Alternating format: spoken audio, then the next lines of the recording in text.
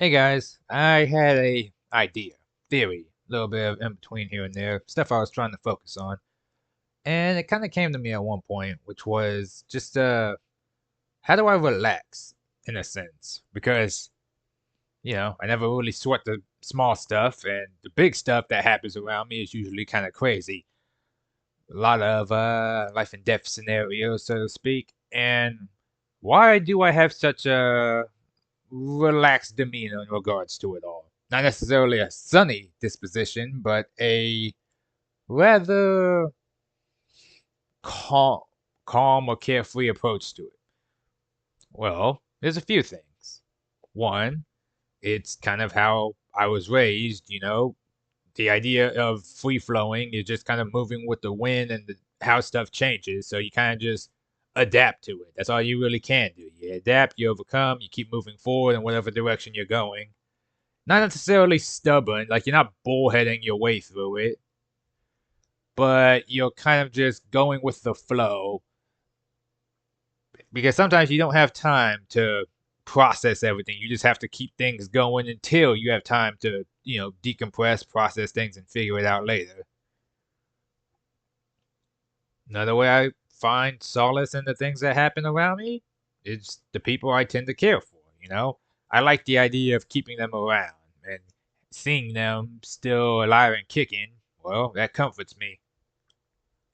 I know what I do as a mercenary is dangerous, and on ultimately, I could go before any of them, and I kind of want to have it that way. Like, it's not again, it looks glamorous on the outside, but it's incredibly dangerous. It's a high risk, high reward kind of area. If I make enough money to retire, that'd be great. Problem is, I'm not exactly financially savvy. I don't know how much money I would need to retire.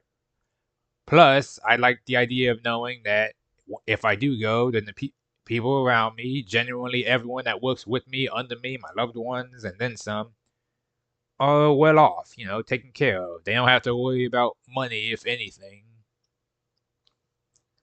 So I keep grinding, keep that mindset going, keep moving.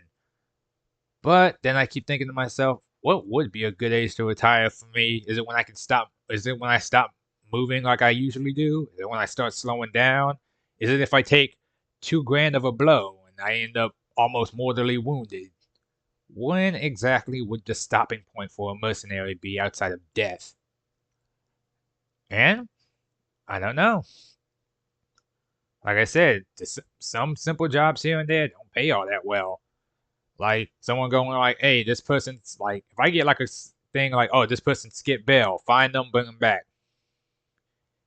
Here's a couple grand." It's like, okay, cool. That got me through the week.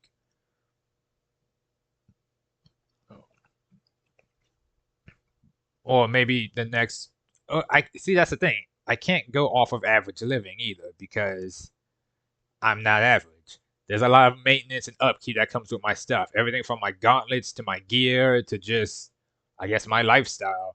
When you can afford to live the better life in a sense and not have to eat or scrounge to survive anymore, you kind of don't want to go back to just, stealing bits of bread here and there to survive. And don't get it twisted, I remember in my youth, like when I didn't have anything, I used to just steal from people's gardens and the such. But I don't do that no more. And I don't want to have to go back to doing that no more. But I'm not exactly I don't know how to budget either, is my problem.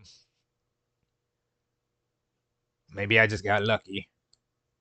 You know what I should do? I should really go find Vanilla and ask her. She's lived on her own with a kid, so if anyone knows how to be self-functioning or self-sufficient, probably be her. But yeah, and another way that I relax in between thinking about life, I guess, is just Nuki. She's been around long enough that I don't want to call her old. She'd kill me for saying that, but she's experienced and she has, a good head on her shoulders.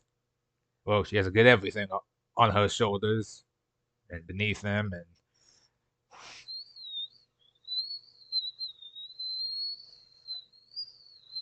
God, I can't whistle. But she's lived enough life to just know how stuff works. Not so much when it comes to technology, but people and the dealings of such. She knows how to budget. She knows how to cook, clean, garden.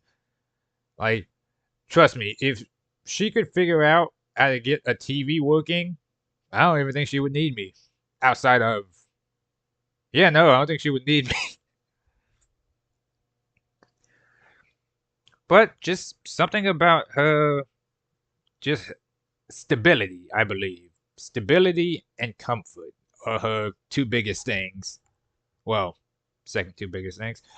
But she relaxes me because I don't know, maybe some motherly instincts are nurturing, but she just kind of makes everything seem or feel at least that it's gonna be all right. You know, quite frankly, I can enjoy that. Just knowing that she feels that way. It's peaceful. And plus, ultimately, everything kind of just becomes normalized after a while, as weird as it is. It's like, oh, you don't think these bullets or explosions going off is crazy? Nah, it just feels like a Tuesday to me. It's like, well, these people try to kill you. I'm like, yeah, that'll happen. That will definitely happen in your line of work, my line of work. Because the problem with being a mercenary too is that people tend to hold grudges. For instance, if someone says, I'm going to pay you to go after this person and beat them up for me, or they stole something from me, I want it back. Okay? Let's say we go get it back. Now, the person that we took it back from, or the person that we had to go strain out, now they got a grudge against us specifically, or maybe even just one person. I remember one time, for instance, right? It was a shop owner. He gave us a little bit of money because he said, hey, these people they kept like robbing from his store. They kept going out of their way to bully the man because it was just him, and he couldn't really fight back because he was a lot. They were younger. There was more of them, and when he tried to, they beat him one day. So he called us. Me and Boo went down there, and like I said, I don't like the idea of smacking around kids. They were teenagers, sure, but they were still technically kids, like high schoolers, and I was like delinquents in a sense. And I was like, okay, here's what we're gonna do.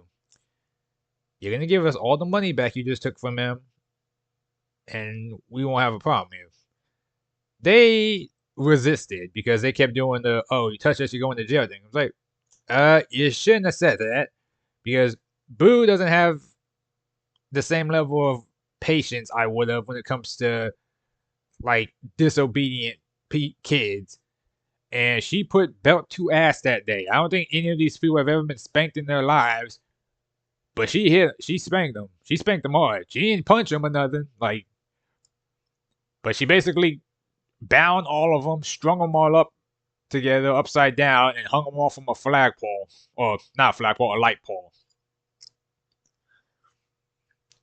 And then we basically ransacked the place, got the guy's money back, and when we found out who the guy's father was, as a message to in case those guys decide to try to go back afterwards, we visited their house, and we didn't ransack the place, but we found their father, and we said, "Here's what's gonna happen: they're gonna stay away, or you're gonna have to deal with us."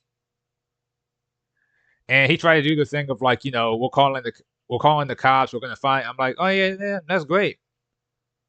Every week after that, for like a month straight, we were just kicking his door every time, and the cops never found us. And all we kept saying is, you can get as much security as you want to. You can have hired guards. You can have these little cameras. That's cute.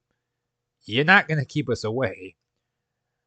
You're gonna honor your agreement, or the next time we come in, we ain't gonna be so nice about it. Never saw them come back to the guy's store. And like I said, just to be sure, we checked. We even sent one of our own people down there to watch over the place while we were doing all this, just to make sure, like, everything was running smoothly. Haven't seen a problem from since. But again, like I said, when it comes to our job, it's technically not legal, but then there's some like give and pull here and there. Like if we are legally contracted by the state or a form of government to go hunt down somebody, we can. We'll do it. Again, like I said, usually it's small time stuff, but we do get some crazy jobs here and there. One time they actually sent us after a crime lord, which ironically, which I think is funny, was just something as simple as parking tickets. He just didn't care. And eventually it technically kept like stacking and stacking and stacking. Because his other crimes he just paid off. He didn't care. It was like he's like, I have these deals, these fronts, all this bad stuff. Nobody's gonna get me for that because, grease a few pockets here and there, so who cares about parking tickets? Once he technically put out a big enough number from just it piling up, they had to, well, legally, they had to put out like a notice like, hey, if y'all want to get this guy, y'all can. So, it's more along the lines for shits and giggles. We were just like, me and Boo were like, let's go pay this guy a visit. And he thought it was a joke till we drug him out of the house. And we walked in there with him and said, here you go. Now pay up. And he didn't like that at all. He tried to send people after us after that. And that was funny because it didn't work out so well for him. That guy caught a well whooped ass after he tried doing that. Because again, we knew who the guy was. We knew he had people. And the funniest thing about people who are like in charge like that, they never expect that they're touchable. Like they always think they can't be bothered once they hit a certain threshold. Once they get enough money or influence, where it's like nobody would dare. It's like, oh no, we definitely dared. But I'm not gonna lie, sometimes it gets dicey. Anything having to do with robots, I do not like because it always cuts real close to home after a while. And like we've been hit pretty hard before. I remember Boo had a touch and go moment one time when she got caught in an explosion, and I thought I lost her. That freaked me out. But something about seeing her still up and pulling herself around afterwards scared me, but it also comforted me because I'm just like, this way she'll never die. And I often find myself wondering, like, ugh, when do I finally get to hang up the boots? Settle down, start a family. But again, my father tried to start one when I was young. He was still in the job before he, well, wasn't. Is that going to be my fate too? Or, like, I don't know. Maybe I should get like a protege of some sort, someone to pass along my skills and knowledge to. Like a, not necessarily a sidekick, but like, pro, I said protege already. Some, like I could be someone's mentor. That'd be nice. I mean, I know my brother looks up to me, like Meru, but I don't really want him doing the same job I do because it's dangerous. He needs to stay in school and do all that good stuff. He needs to stay away from people like me. It just isn't a good idea. Why do I always have these thoughts when I'm trying to relax or when I'm in the shower or something? It's always these afterthoughts that just linger in my head a little bit every now and again. Yeesh. Hmm. Maybe put out some flyers. That'd be nice. Or make an advertisement. Ooh, we could hijack a radio station. Nah, who still listens to radio? Hijack someone's Netflix special. Ooh, a fight. That could be fun. Hijack a pay-per-view. Hmm. The options are limitless.